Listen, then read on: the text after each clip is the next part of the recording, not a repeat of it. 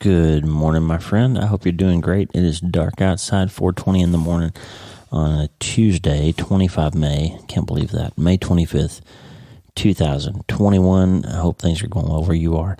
Man, it's cool out here on the river right now. The birds are coming back. We got swallows and finches and goldfinches and red-winged blackbirds. And of course, they're my nemesis. If you might remember, last year I blew up my left ear shooting at a red-winged blackbird. Still haven't recovered the hearing in that ear, but it's a little bit better. Thanks for the prayers, by the way. Lots of you have written in over the months and said that you were praying about that, and maybe God will heal it. He's certainly made the rattling better. That's not as irritating, so that's good. And we got a new bird in the river Sunday. We saw snowy egrets walking up the river. That's pretty cool. White birds with black bills and black legs and yellow feet, and they're big. They're cool. So anyway, it's been pretty fun watching the springtime happen here in Nebraska.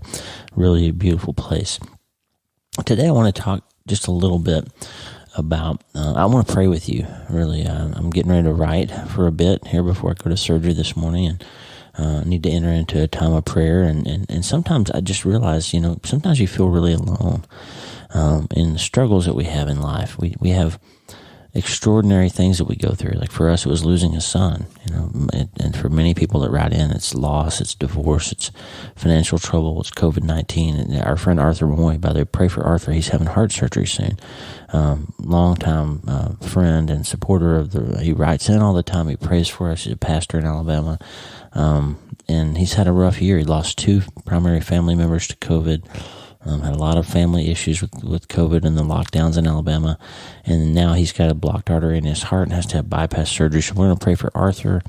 And just sometimes when you're going through these hard things, these extraordinary things, sometimes it's a particular extraordinary moment for you, and it can make you feel very alone. Mark Vroegop, who wrote an amazing book called Dark Clouds, Deep Mercy, he said that suffering has a particular way of making us individualize things. So, in other words, sometimes when we're going through hard things, it can become really, really easy to feel like you're the only one, like this is happening to you and nobody else. And so you can feel really extraordinary.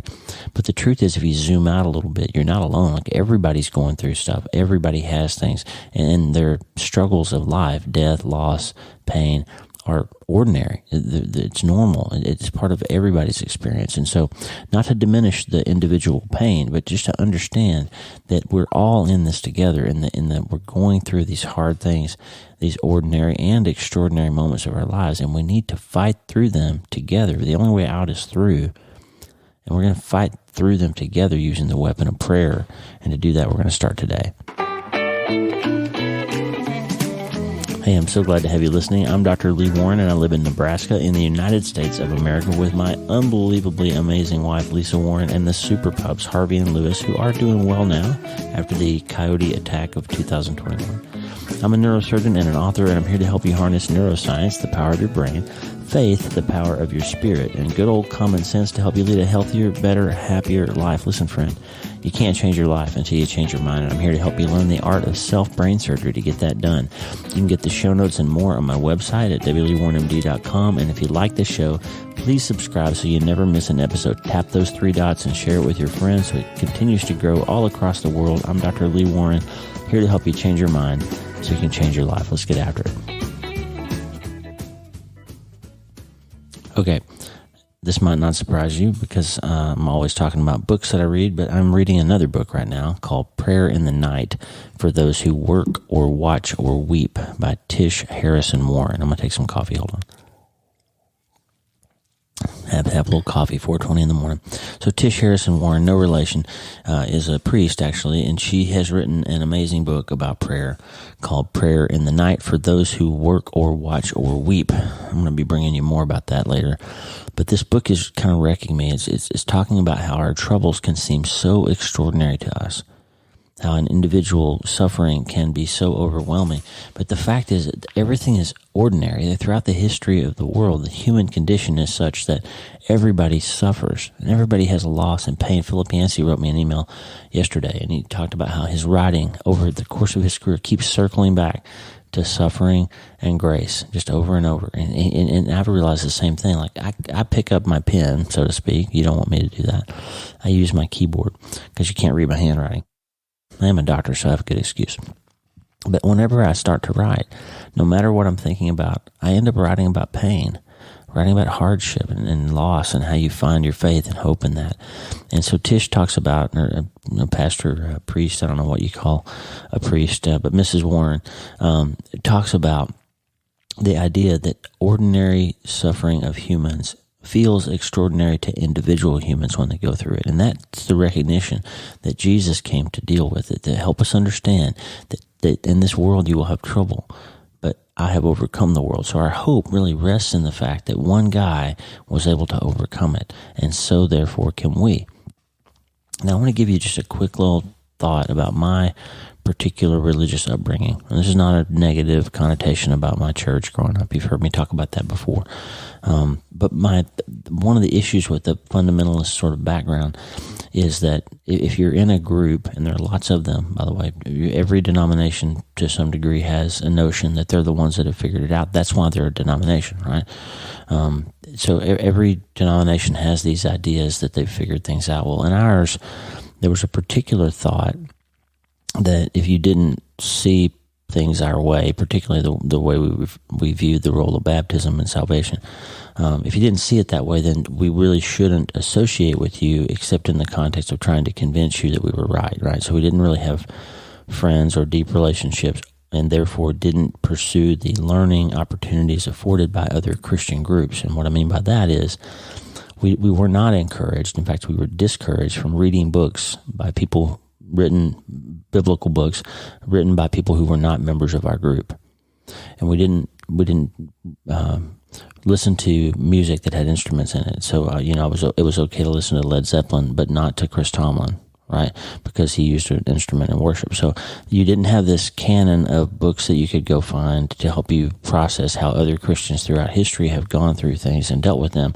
You had to filter it through the lens of our particular theology, right? So the problem with that is it gives you a pretty small set of tools to use when you're trying to learn how to navigate life. And so I say all that to say this. Chris Voss, in his book, Never Split the Difference, he had a line that has stuck with me, and I've talked about it a lot before. But when the pressure's on, you don't rise to the occasion. You don't just suddenly get filled with the Holy Spirit and overcome great odds and, slay the enemy and do all those things. You don't rise to the occasion with superhuman powers. When the pressure's on, you fall back to your highest level of preparation.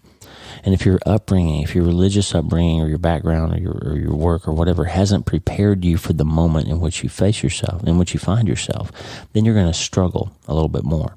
And so one of the roles of my podcast today is just going to be to arm you a little bit. If you don't have a good background or handle on a structured way to approach prayer and working through hard things in prayer, I want to go through that with you. We've talked about the ACTS model before, this ACTS acronym that's called Adoration, Confession, Thanksgiving, and Supplication. Adoration, Confession, Thanksgiving, and Supplication. That's an idea, a model, a framework that you can build a prayer life around that will help you approach prayer in a meaningful way. One of my problems in learning how to really pray and find power in prayer is that I realized as an adult that my model had been, what I was shown in the church that I grew up in, was prayer was basically two things: forgive and give. It was like, God, forgive me for my sins, give me this. Forgive me for my sins, do this for me. Forgive me for my sins, give me stuff. Protect me, heal me, bring me a wife, whatever it is. Forgive and give was the model. The problem with that model is it's like a little kid relating to a big father, right? Daddy, help me. Daddy, save me. Daddy, do this for me. Daddy, give me this. And that's fine when you're 3, right? That's what 3-year-olds are supposed to do. But when you're facing a big problem in your life, like war, divorce, losing a child, having struggles in your relationships, whatever, bankruptcy, cancer, when you're facing those things, give and forgive doesn't offer a lot of power, right? So there's power in the ACTS model. And there's lots of models, obviously. In fact, in a couple of weeks, we're going to learn a new one called Lament. There's some deep power in the prayer of lament. We're going to go through that. We're actually going to have Mark Vroegop on the podcast to talk about lament, which I'm really excited about. But so ACTS is a good idea. It's kind of, it was sort of the idea behind the Book of Common Prayer. The Book of Common Prayer, of course, put out centuries ago as a way to give Christians all across the world some structure, some organization, some words to find when you are so hurt and so wounded that you don't have your own. You can find some solace and some comfort in letting other people's prayers fill in your own prayer language, right?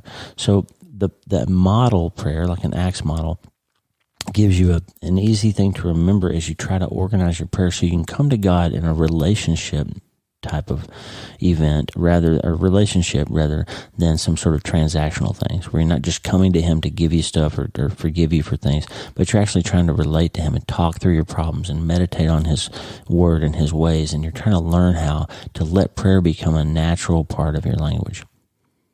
So it has to be more than forgive and please give. It's got to be a conversation with the Father that you know and trust, or want to know and desperately hope that you can trust. It's a good place to start. So when you're facing the extraordinary part of this ordinary human experience, you need to pray. And today, as I'm getting ready to write in a few minutes, I just wanted to pray with you. Let's just pray.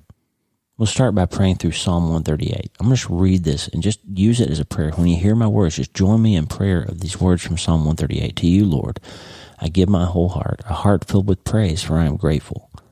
Before the gods, my heart sings praises to you and you alone.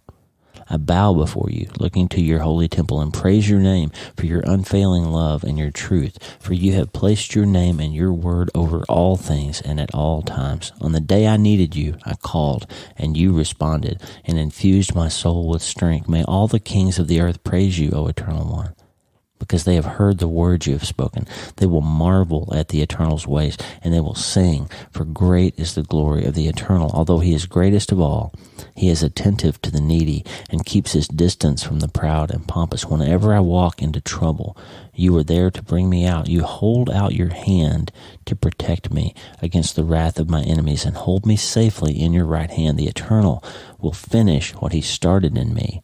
Your faithful love, O Eternal One, lasts forever. Do not give up what your hands have made. Let's try adoration. To you, Lord, I give my whole heart, a heart filled with praise, for I am grateful. My heart sings praises to you and you alone. I bow before you. I look to your holy temple and praise your name for your unfailing love and your truth. For you have placed your name and your word over all things and at all times. I was listening to a song called Great Is Your Faithfulness by Matt Redman, and it's true. From his words are this. Keep this in a prayer posture. These words: from age to age, you never change. You never get tired. Never take a day off. How comforting to me as I'm tired and frustrated and I give up and quit sometimes, but you never do. From age to age, you never change. You never change. Mark Vroegop wrote, hope springs from truth rehearsed. That's what we're doing here, is we're adoring God. We're rehearsing things that are true, even when they don't feel like it. We're preparing, so we'll have something to fall back on when it gets hard. You're good, Lord. That's the biggest thing in the universe, your unchanging, faithful goodness and love. Travis Ryan has a song. The goodness of the Lord never fails me. The goodness of the Lord is overwhelming. The goodness of the Lord is always true. Hope springs from rehearsing truth. Tommy Walker sings Psalm 116. I love the Lord. He heard my voice. He heard my desperate cry. When I called for mercy, he heard my cry. For he is good. For he is good. Yes, he is good. And let it be true of me that people see you and your goodness, God, through the mirror of my life. I want people to see you, to marvel at your ways, because they can see them through my life, and they will sing, for great is the glory of the Eternal. Father, I lift you high in praise this morning. I adore you, God, and I am grateful for who you are and what you have done and what you continue to do. And I want to confess, I have sins. I'm weak. I still trust myself and my plans and my ability to figure it out more than I trust you sometimes. And I fall back on old patterns and habits of ways to take care of pain and problems in my life that don't rely on you. I'm weak. And I spend more time thinking about what other people are up to and how they're behaving, and allowing myself to be mad or sad or worried or hurt by them instead of praying for them and letting you take care of it. Friend, give this to God right now as a confession. Tell him with me, join me. God, I've been very angry. I'm sad. I'm mad about this thing that happened in my life.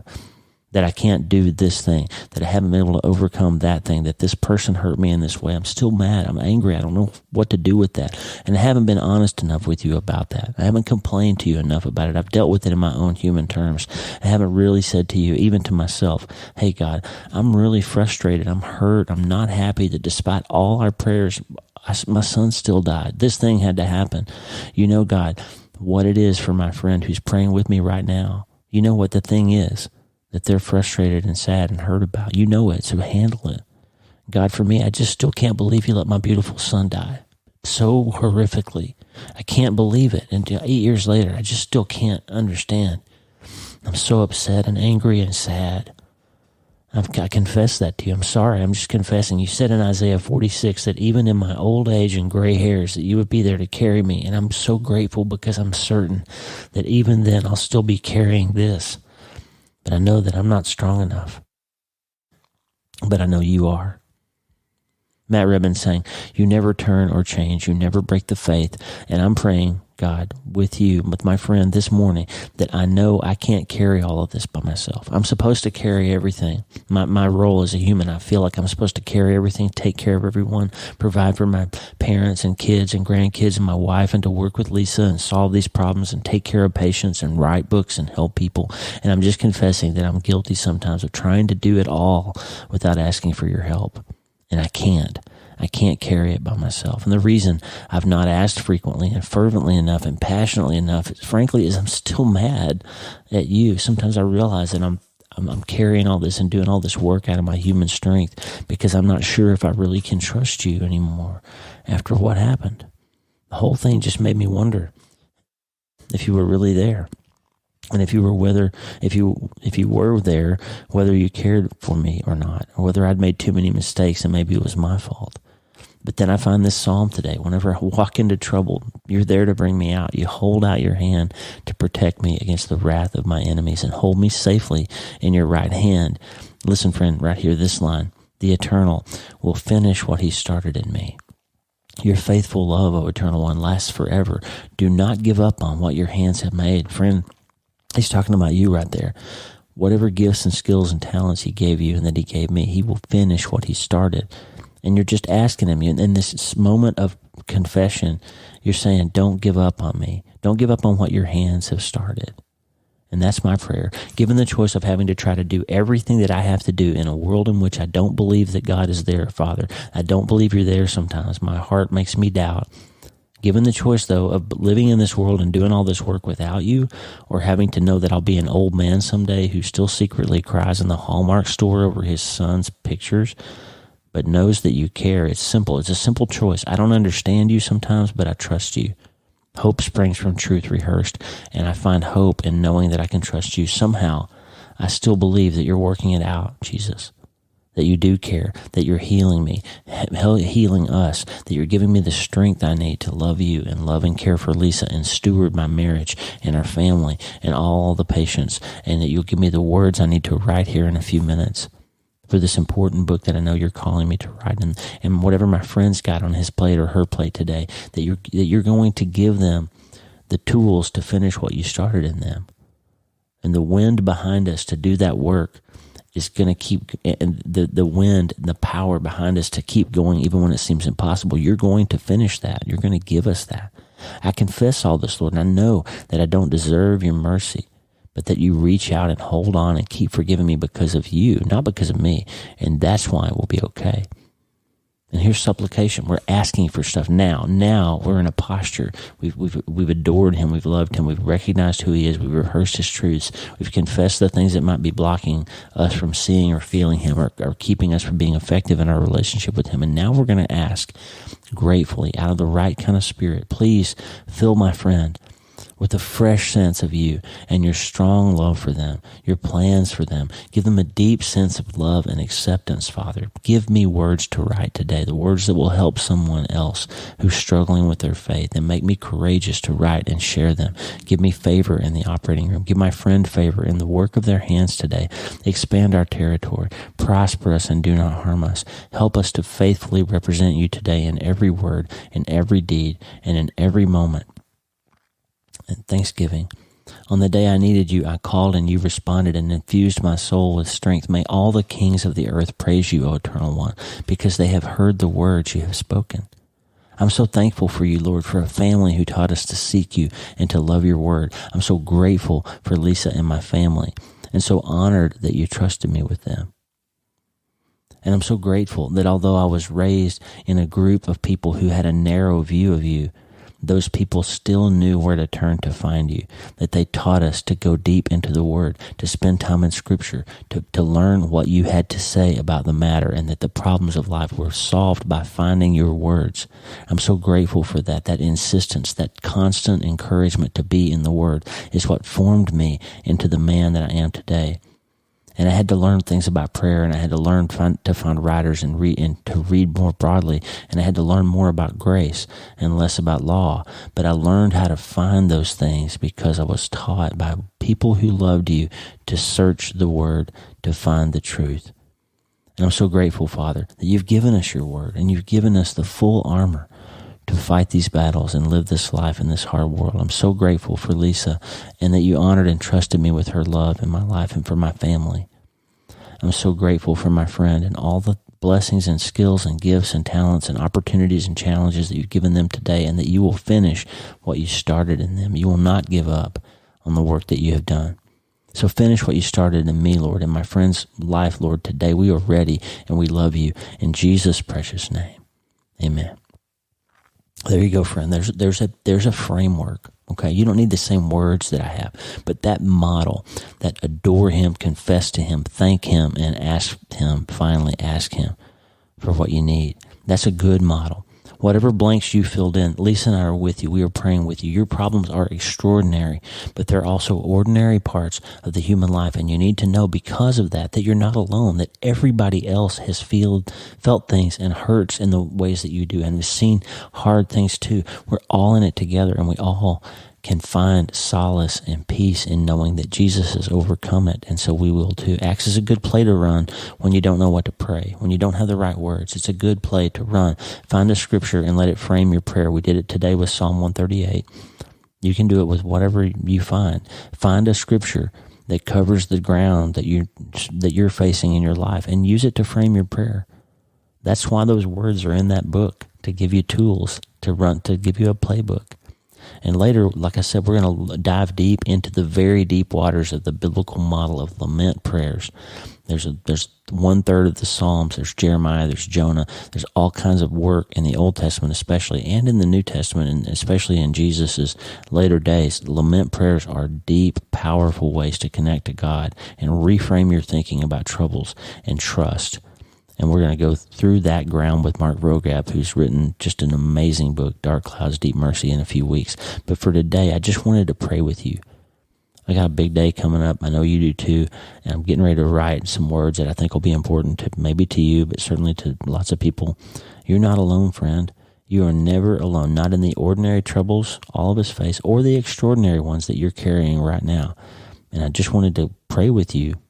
And I want you to stay in the fight and use prayer as your weapon. Keep this in your mind all day. Stay in a prayer posture, whatever you're facing. Stay in a prayer posture and fight these battles with me, because you're not alone, not even today. Hey, thanks for listening. The Dr. Lee Warren podcast is listener supported. Check out patron.podbean.com/Dr. Lee Warren, patron.podbean.com/Dr. Lee Warren. Patrons and partners get extraordinary value. There's lots of old episodes of the You Start Today and Dr. Lee Warren podcast that are available on the Patron program. And there's once a month a patron-only episode that you will never hear if you're not one of the patrons. There's good stuff. It's my best stuff. There's free books, transcripts, partner-only benefits and episodes, and more. And every month that added trove of value gets bigger as we bring more and more content along to the patrons only. Hey, please subscribe to the show so you automatically get new episodes. Share it with your friends, and go to my website, wleewarrenmd.com/newsletter. Connect to the newsletter. That's how you're going to get my weekly prescriptions every Sunday for how to change your mind and change your life. And also coming soon, the Social Media Infinitely Happier app that will be coming by invitation only to the newsletter subscribers first. We're going to work the kinks out and turn that into a wonderful, positive community, giving an alternative to Facebook and that sort of thing. It's going to be great, but you won't know about it if you're not on the newsletter, wleewarrenmd.com/newsletter. And if you need prayer, We just went through prayer today, but the prayer wall at wle1md.com/prayer is a great community of prayer warriors all over the world praying with and for each other. Pray for Arthur Moy today, my friend who's getting ready to have heart surgery. I love that lick when Tommy plays it. Pray for Arthur. Pray for everybody.